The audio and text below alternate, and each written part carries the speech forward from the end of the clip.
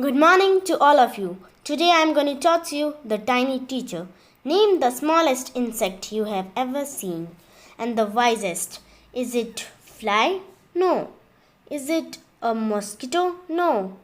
Not the mosquito. Then it must be a worm. No, none of these. It is an ant, the commonest, the smallest but the wisest insect. The story of ants' life sounds almost untrue, but people have kept ants as pets and have watched their daily behavior closely. So we know a number of facts about this tiny an ant uses its feeler or antenna to talk to others. Ants by passing messages through them. Watch a row of ants moving up or down on the wall. Each ant greets all the other coming from the opposite direction by touching their feelers. There are many kinds of ants. The commonest among them are black and red ones.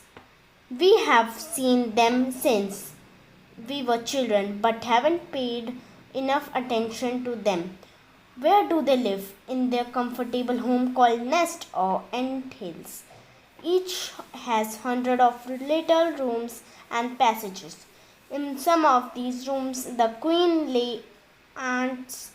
There, others are nurseries for the young ones called grubs. Workers have their reserved quarters. They spend most of their time searching for food. Some rooms served for storehouse for their foods. Soldiers have separate bunkers. No workers have ever hired to live in the soldier's house.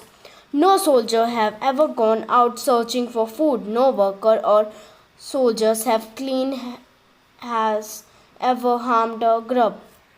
So, you see, an ant life is very peaceful.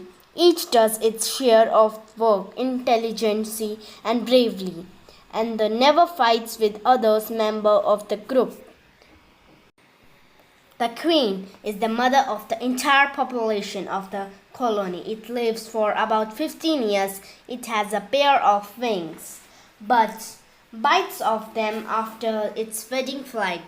This flight takes place on hot summer day. The queen leaves the nest and goes out to meet a male ant or a drone high up in the ant. On its return to the earth, it rides off its wings and then does nothing but lay eggs. Eggs hatch and grubs come out. Soldiers guard them, workers feed and clean them, and also carry them about daily for airing, exercising, and sunshine. 2 or 3 weeks later, grubs become cocoons and lie without food or activity for 3 weeks more. Then the cocoon break and perfect ant appear. Now it's time for teaching and training. New ants learn their duties from old ants and workers, soldiers, builders, cleaners, etc. After a few weeks training, the small ants are ready to go out into the big world of work. An ant hill is a home not for ants, but there is also some other creatures, beetles, lizards, or ant and green fly. Why do ants want these alien creatures to live in their nests? For several reasons. Some give off smell pleasant to the ant sense. Others give sweet juices, and some are just pet or plaything like cats, dogs to human beings. The green fly is the ant's cow. The ants train it to move, give honeydew like milk.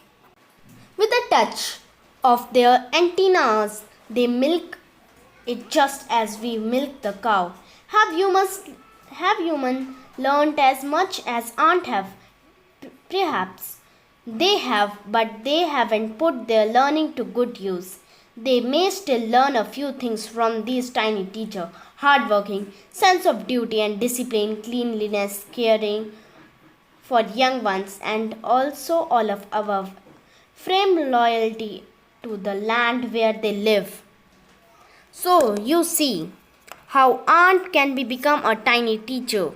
more than the humans. Thank you.